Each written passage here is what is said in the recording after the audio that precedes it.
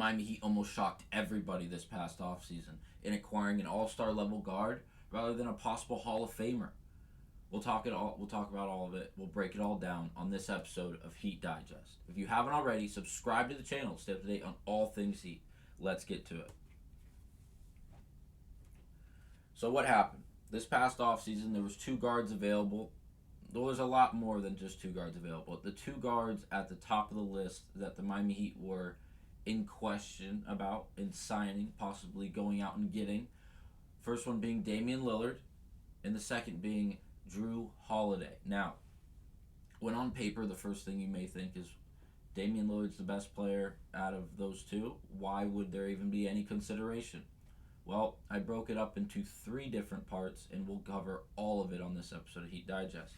But first, we are going to talk about this quote from Pat Riley. From December 3rd of this year, the Miami Heat were willing to give up more assets for Drew Holiday than for Damian Lillard. And then a quote from Pat Riley that says, Drew's contract is friendlier. He plays defense, which the Heat value. And the Heat don't believe that Dame does. Now, I don't want you to think that the Miami Heat and Pat Riley are slamming or critiquing Damian Lillard. I think they are just praising Drew Holiday. Now, let's get into the 3 ways that we can break this really down on why Drew would be a better fit for Miami than Damian Lillard. The first being the contract situation. Simply, Damian just got paid. Damian Lillard just got paid. He signed a 2-year extension worth $121,700,000. Absolutely preposterous money. And going into that, he was already on a contract of 4 years, $176 million. That is not in the that is crazy amounts of money. And he would have definitely been the highest paid on our payroll if brought in and then re-signed, because if you do bring in Dame, you do have to give him money in order for him to stay. Yes, he wants to win, but the dude also wants to get paid. Now, if we look at, in comparison, Drew Holiday's contract, I know it's still a crazy amount of money, but there is a significant difference. 4 years, $134,900,000, which breaks down to $33 million a year. Now, he didn't sign an extension when landing in Boston this past offseason like Damian did when he landed in Milwaukee, but he's coming off of this contract from New Orleans, who did just freshly pay him just before departing. And the money's different. And if we look at the Miami Heat's current cap totals, they're not doing too hot in practical cap space. We are negative almost $50 million. So to acquire either of these all-star level players, it would have hurt us financially regardless, but would have one or the other equaled a good amount of winning? Probably. But would it be worth signing either of those for either of those players for either of those contracts to then go even farther in the negative and then putting us farther behind the 8 ball in years to come, as that cap will just further grow more and more negative as the years go on until we have a departure of Bam, Jimmy, Drew or Dame, Tyler, all these young players who did just get paid by Miami. Now, the second reason being the play style. Now, again, like I said earlier, when you have one or the other and you put them on paper and it's just the stats from like hindsight, the obvious answer is Damian Lillard. If you watch the two of them play basketball on the majority of nights, out of 60 out of 82 games, odds are you're going to take Damian Lillard. And that's not a shot at Drew Holiday. It's not. Damian Lillard is a future Hall of Famer. For his time in Portland and for the time he's about to put in Milwaukee, he's going to end up in the Hall of Fame.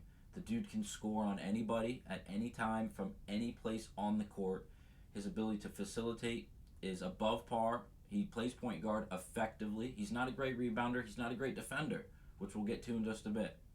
But the ability to take the ball and put it in the basket and score points is on a level of James Harden from a few years ago, 2 or 3 years ago. Currently, like Luka and Shea Gilgeous-Alexander in OKC. These guys can score at will. And honestly, I would say Dame is probably a better scorer than the three people I just named, who are A-tier scorers at now or just a few years ago in James Harden. Now, let's look at the stats. Damian Lillard, 25.5 points per game, 4.5 rebounds, 7 assists, shooting 40% from the field. Now, looking at these stats, like I said, phenomenal. Why would you not want that guy on your team? Well, you got to realize this is free agency. This was not a trade. If we were to go out and get him in free agency or to trade for him, we would have to give up a lot. We'd have to give up more than we'd have to get someone like Alex Caruso, like I mentioned in the last episode, or even DeMar DeRozan, like I mentioned in the last episode.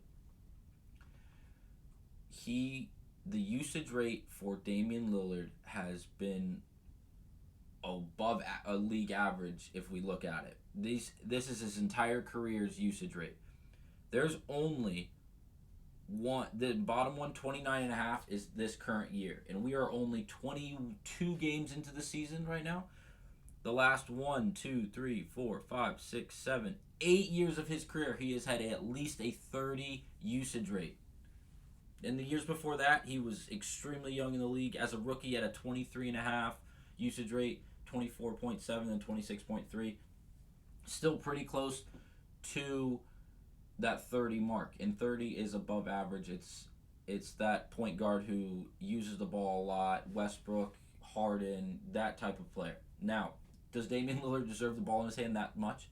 Absolutely. The problem is he has to fit the scheme. If he came to Miami and we had Jimmy, and we had Bam, we had Duncan Robinson, Jamie Jaquez Jr., we had all these guys, how would Dame fit in with a 30 usage rate? And for perspective, the usage rate is how many times the player has to have the ball in order to do what he has to do. Now, if we look at Jrue Holiday, this is, again, this year's stats, 12.7 rebounds, 5 assists, shooting 42%. Now, the offensive numbers aren't as crazy as Dame's. We knew that, though. Both of these careers, side by side, Dame has been the significantly better offensive player from start to finish. But, again, this comes down to scheme. This comes down to fitting the roster, fitting the play type. Here is Jrue Holiday's usage rates. His highest usage rate is still lower than Dame's lowest usage rate at 28.8, which was 1, 2, 3, 4, 5, 6, 7, 8 or 9 years ago, which was when he was in Philadelphia. Some would argue Jrue Holiday's prime offensively, that is. So, what are we looking at here? We're looking at two players who are gifted at what they bring to the table. Damian Lillard, his ability to maintain ball handling and then set up the offense, if not setting it up himself, scoring himself. Jrue Holiday, yes, he brings the ball up the court, but he doesn't need the ball in his hands in order for the offense to run. He's moving without the ball. He's setting screens. He's causing turnovers. He's running the floor. He's making the correct pass. Again, I know he doesn't average as many assists as Damian Lillard, but again, look what scheme he's in compared to Dame now. Dame's in Milwaukee with Giannis, Chris Middleton, Bobby Portis. Still averaging 25.5 with the option to pass the ball as much as he is. And again, he's closer to a liability on defense than a being reliable on defense. Night in and night out. Jrue Holiday, for that matter, he has been nothing short of what you want. He's not giving you 20 points a game, but you're not looking for 20 points a game when you play on the same team as Jason Tatum and Jaylen Brown and Porzingis. I know he hasn't been healthy for the last 3 or 4 games for Boston, but when he is there, that's a 1-2 and legit 1, 2, and 3 option before Jrue Holiday's number is even called. Jrue is assigned play the best defense you can on the best opposing team, on the best opposing player on the opposing team. When you do that, defensive rebound, look to make the correct pass, run the floor, play your role. And that's what he does so exceptionally well. So if we were to have one of the two in Miami based off of contract, I'd vote Drew Holiday. If we had to have one of Dame or Drew on our team based off of play style, this may seem crazy, but I would take Drew Holiday. Why? Put him at the one, and you have Drew Holiday, Duncan or Tyler Hero at the two. You have Jimmy Butler, Bam Adebayo, and then Hayward Highsmith, Kevin Love, or Orlando Robinson, who played very well in our last game against Toronto, at the five. That team's a lot scarier, in my opinion, than it is with Dame. And the reason being is not because, oh, but Houston, you lose so much offense. If you had Dame, you'd have so much more offense. You ever heard of the Pacers, the Indiana Pacers? They can outscore anybody. Guess what? They couldn't stop the water from running. If you can't stop the ball from going in the basket, you have to. It's gonna come down to who scores last. I'd rather have Drew Holiday to then guard Damian Lillard, and I would take that matchup all day long. Now, the third and final reason I have on why I would prefer, and I think that Drew Holiday would fit the Miami Heat team so much more than Damian Lillard. The Heat culture. I've talked about this in multiple videos up to this point already, and it's the biggest glaring reason in a lot of in acquiring a lot of these players, whether it be DeMar DeRozan, Alex Caruso, Zach LaVine, Damian Lillard, Drew Holiday. It all comes down to this. It really does. Now, what do I mean? There's a specific way and there's a specific culture that comes with playing for the Miami Heat. Pat Riley being the executive now, Eric Spoelstra being the head coach, players like Dwayne Wade, Shaquille O'Neal, Tim Hardaway, Alonzo Mourning, Gary Payton, all of these, Udonis Haslem, all playing for this team and all creating and establishing this culture that is real. That is, and here's a perfect quote from his Gary Payton's time when in Miami that I think sums it up beautifully. He says, Heat culture isn't about winning. It's about how you win. It's crawling to the finish line if you have to. It's leaving nothing in the tank. And that's exactly it. We don't want to score 150 points a game if we don't have to. If we can, sure. But we want to beat these teams by playing good defense, playing physically, playing hard-nosed basketball while playing efficiently. And I think that when you look at these three benchmarks, play style, salary, and culture, Drew Holiday goes 3 for 3 in check marks when compared to Damian Lillard.